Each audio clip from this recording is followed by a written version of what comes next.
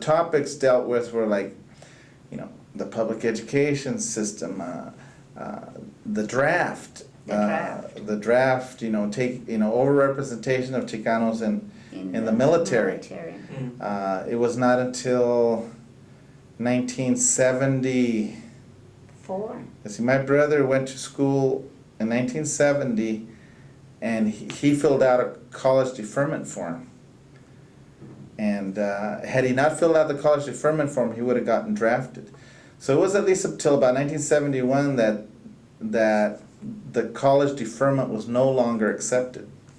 It was kind of late, because Chicanos, we were getting drafted all the time. We were getting drafted because we weren't going to college. When financial aid came into the picture, we were able to go to college, but guess what? There was no more college deferments. Yeah. So the draft was still alive and well until 1973. In January 1973, the last people that... 74. I thought it was 74. No, it was 1973, January. Because I became eligible for the draft. I thought that you did. And it was over. They ended the draft in 1973.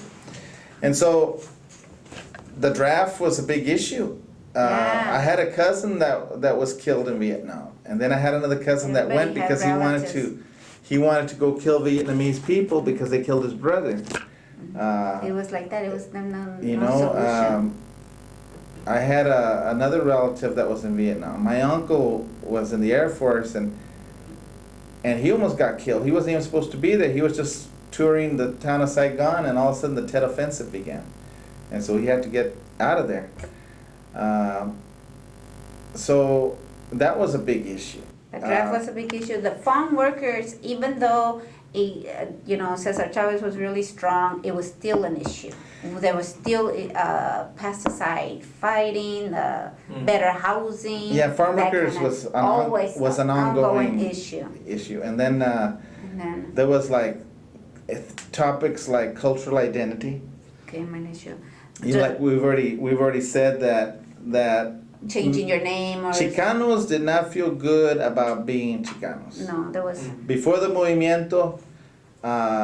You'd have to be a very secure, very self-confident. You had to be a very outgoing person to admit that you were Chicano. But most of it was taken away from you. And you were also part of the.